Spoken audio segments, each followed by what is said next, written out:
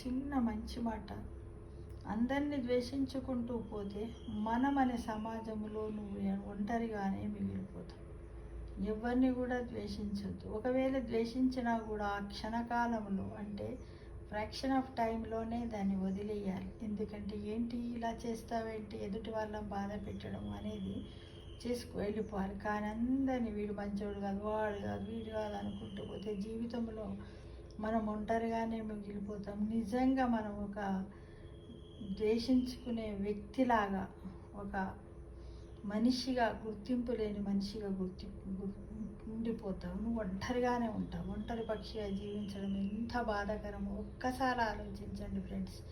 ఎప్పుడు తెలుసా, మనకు ఆరోగ్యం ఖరాబ్ అయ్యి మనం ఐసీయూలో ఉన్నప్పుడు మీ వాళ్ళు ఎవ్వరు రావద్దు, మీరు బయట ఉండండి, మేము మట్టుకే వాళ్ళని చూస్తామని అన్నప్పుడు నర్స్ ఏంటి అప్పుడప్పుడు వచ్చుకుంటూ అబ్జర్వేషన్లా చూసిపోతుంది.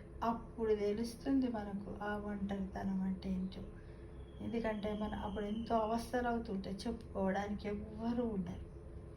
ఒంటరితనం అనేది ఒక ఐసీ రూమ్ లాంటిది. కాబట్టి మనం ఐసీయూలో ఉందామా, లేకపోతే సొసైటీలో ఉందామా, అందరితో కలిసి ఉందామా అనేది మనమే ఆలోచించుకోవాలి ఫ్రెండ్స్.